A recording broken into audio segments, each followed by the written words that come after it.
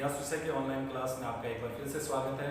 हम पढ़ रहे थे इतिहास की जानकारी के स्रोत। उसके अंदर हम साहित्यिक स्रोतों की बात कर रहे थे और साहित्यिक स्रोतों के अंदर भी हम चल रहे थे धार्मिक साहित्य में। और धार्मिक साहित्य का भी अंदर का एक चैप्टर था अपने ब्राह्मण साहित्य। उस ब्राह्मण साहित्य के भी अलग अलग भाग जो कल मैंने आपको बताए थे और उसमें से कल हमने उपनिषदों के बारे में पढ़ा था। आज हम पढ़ रहे हैं वेदांत के बारे में। किसके बारे में? वेदांत। ठीक है, वेदांत के बारे में पढ़ेंगे। इसका नाम वेदांत इसलिए माना जाता है कि वेद रूपी पुरुष के ये 6 विभिन्न अंग हैं, इसलिए इसको वेदांत कहा जाता है। क्या है? वेद रूपी पुरुष के 6 विभिन्न अंगों को इसके रूप में स्थापित किया गया, इसलिए इसको वेदांत साहित्य कहा जाता है। अब पूछते हैं कि वेदांत साहित्य की रचना क्यों की गई? ये इसलिए की गई थी कि जो वेदों का सरलीकरण किया जा सके, वेदों को आम जनता तक पहुंचाया जा सके, आम जनता उसको समझ सके, ठीक है, उसके अर्थ को समझ सके, उसको अपने जीवन में स्थापित कर सके। इसलिए वेदों के सरलीकरण के लिए, वेदों को आसानी समझने के लिए जिससे साहित्य की रचना की जाती है वो कहलाता था अपना वेदांत साहित्य। कौन सा साहित्य? वेदांत साहित्य। ठीक है। अब वेदांत साहित्य लैंग्वेज मैंने आपको इसकी परिभाषा समझा दी।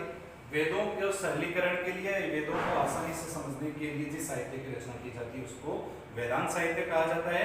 और वेदांत नाम इसका इसलिए पड़ा हुआ है, इसलिए रखा है कि वेद रूपी पुरुष के ये 6 विभिन्न अंग बताए जाते हैं। ठीक है। अब वेदांत कितने प्रकार के होते हैं? तो वेदांत कितने प्रकार के होते हैं? 6 प्रकार के। ठीक है, इधर लिख रहा हूं, कौन सा हो रहा है? सबसे पहले आता है अपना शिक्षा। ठीक है। दूसरा हो गया व्याकरण। ठीक है। तीसरा हो गया अपना कल्प। चौथा हो गया अपना छंद। फिर हो गया अपना निरुक्त। ठीक है। और लास्ट वाला हो गया अपना ज्योतिष। इन 6 को हम वेदांत साहित्य में शामिल करते हैं। 6 हो गए अपने शिक्षा, व्याकरण, कल्प, छंद, निरुक्त और ज्योतिष। अब आपने परिभाषा दी कि वेद रूपी पुरुष के इनको विभिन्न अंग का दर्जा दिया गया है। किसको क्या? तो शिक्षा को दर्जा दिया गया था नाक का। किसका? नाक या नासिका का। व्याकरण को दर्जा दिया गया था मुख का। कल्प को दर्जा प्रदान था कि वेद रूपी पुरुष के हाथ क्या हैं? कल्प हैं। छंद को वेद रूपी पुरुष का क्या माना गया? पैर माने गए। निरुक्त को माने गए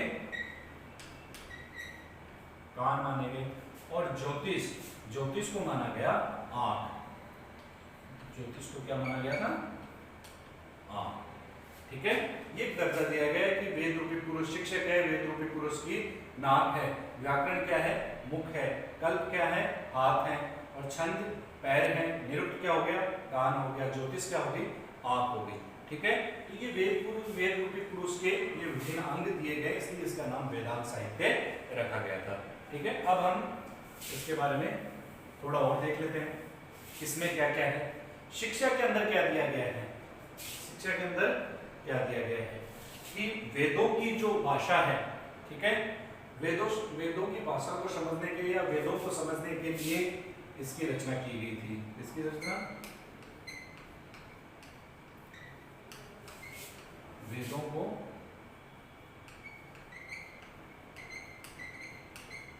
समझने के लिए इसकी रचना हुई थी। ठीक है। व्याकरण मुख्य हो गई। वेदों के अंदर जो संस्कृत, वेदों के अंतर्गत जो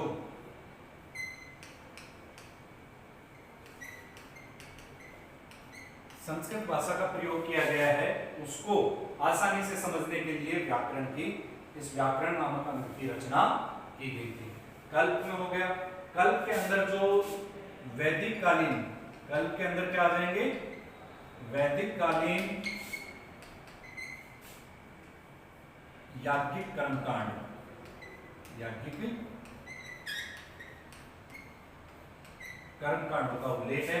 फिर इसके अंदर ही वो चार आ जाएगा कल्प सूत्र, और कल्प सूत्र के 4 भाग आ जाएंगे, वो हम अलग से पढ़ेंगे।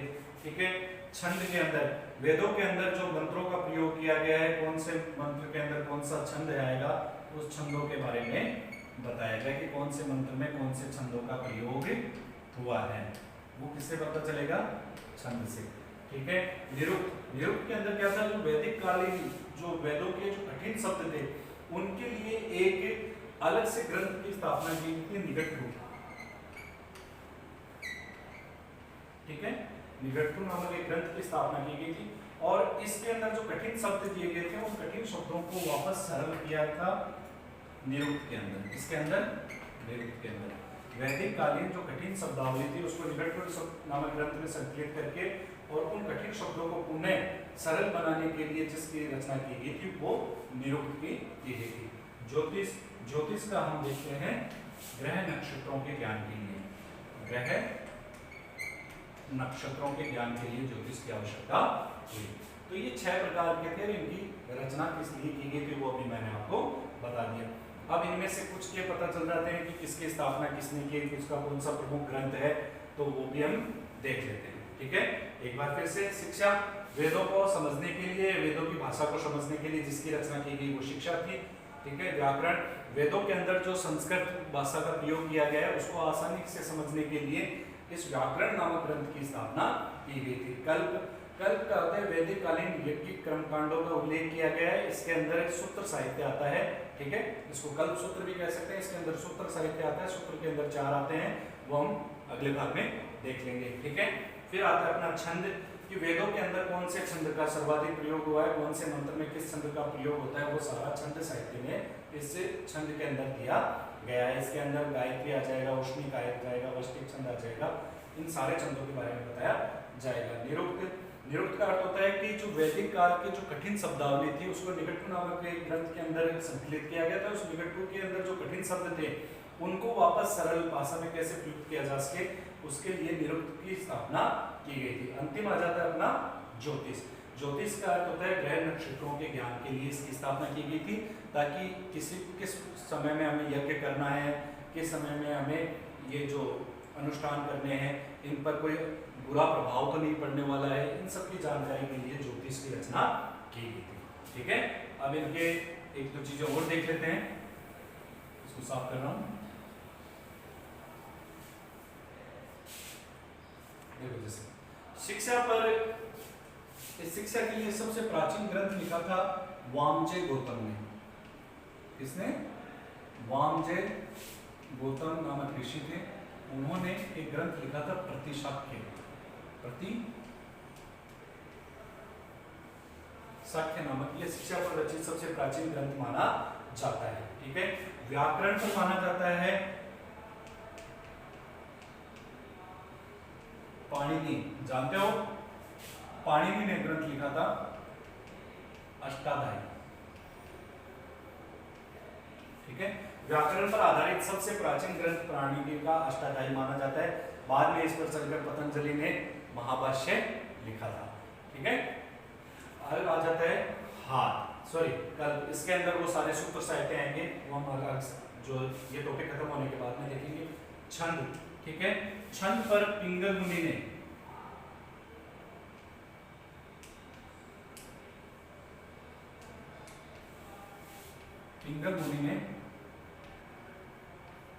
छंद शास्त्र नामक ग्रंथ की रचना की।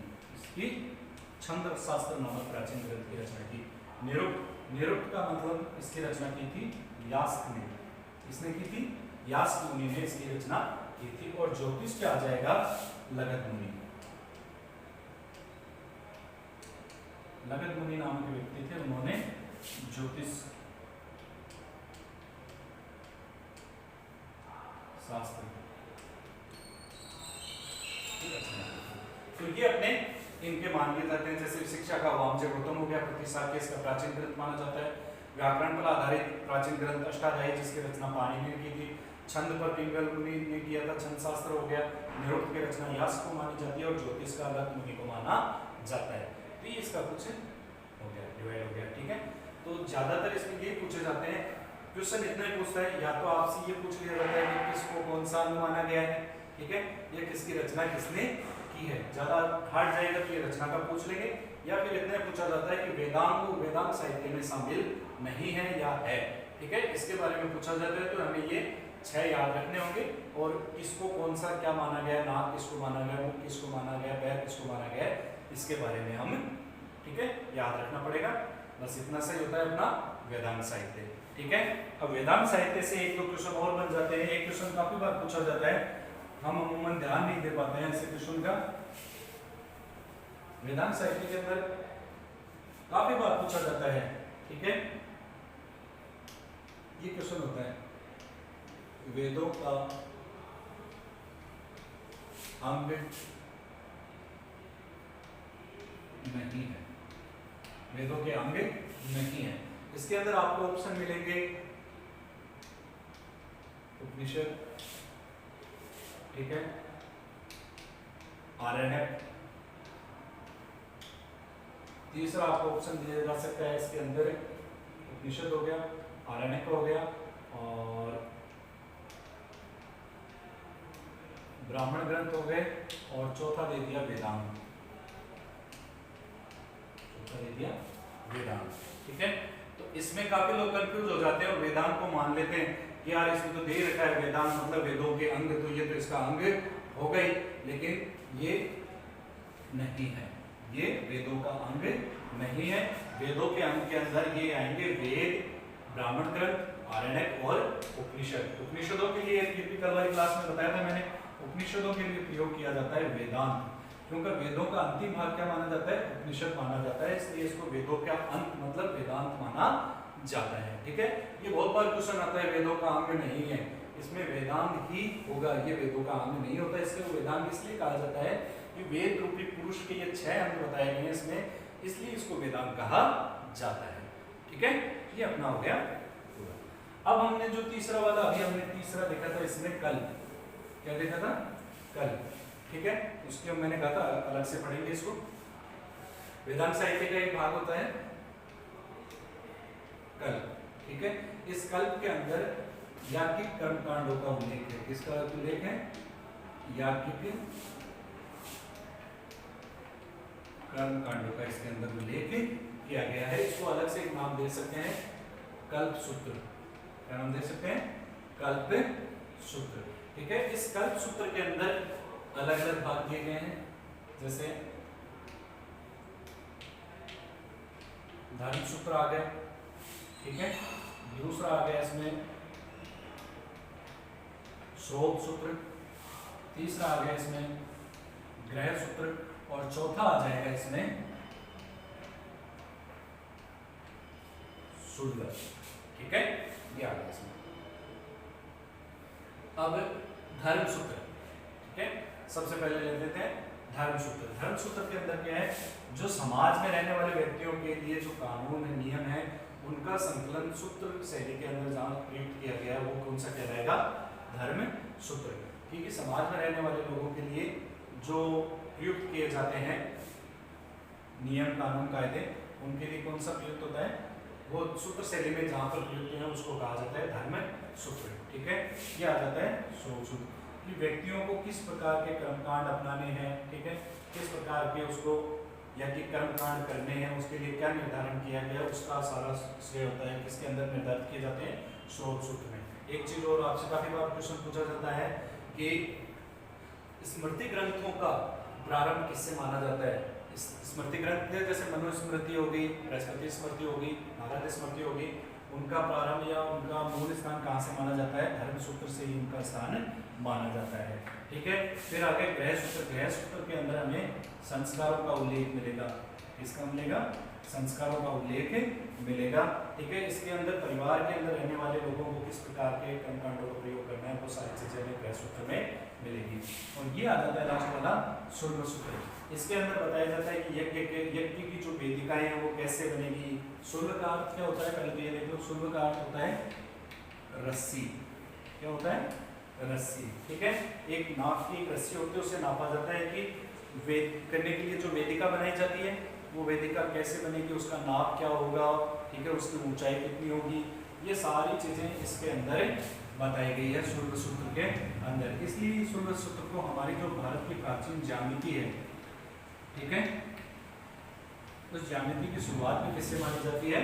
शुल्क सूत्र से मानी जाती है। ठीक है, तो ये हमारा हो गया कल्प। ठीक है, कल्प के अंदर क्या आगे चल याज्ञिक कर्मकांडों का उल्लेख है, इसको कल्प सूत्र भी कह सकते हैं। कल्प सूत्र के 4 भाग है, धर्म सूत्र, शोक सूत्र, गृह सूत्र और शुल्क सूत्र। ठीक है, इसके अंदर ज्यादातर पूछा जाता है धर्म सूत्र का और शुल्क सूत्र का ज्यादा पूछा जाता है। धर्म सूत्र का अंदर ये है कि हमारे जो स्मृति ग्रंथ है उनका मूल आधार क्या है? धर्म सूत्र ही है। इसके अंदर समाज के अंदर प्रयुक्त होने वाले कानून और नियमों का सूत्र शैली के अंदर विकास किया गया है। गृह सूत्र के अंदर हमारे संस्कारों का उल्लेख हुआ है और इसके अंदर परिवार में रहने वाले लोगों को किस प्रकार के कर्मकांड करने उसका उल्लेख है। शुल्क सूत्र के अंदर शुल्क का अर्थ होता है रस्सी, और इसके अंदर जो हमारे यज्ञ बनाने की जो यज्ञ वेदिका होती है उसको बनाने की विधि बताई गई है। ठीक है, कि उसकी लंबाई कितनी होगी, चौड़ाई कितनी होगी, क्या उसका आकार होगा, सारी चीजें शुल्क सूत्र में बताई गई है। इसीलिए शुल्क सूत्र को प्राचीन ज्यामिति, ठीक है, जो हमारी भारत के अंदर जो ज्यामिति बनती है उसका प्रारंभिक विकास किसके अंदर माना जाता है? शुल्क सूत्र के अंतर्गत ही माना जाता है। तो ये हो गया आज की आपकी क्लास। धन्यवाद।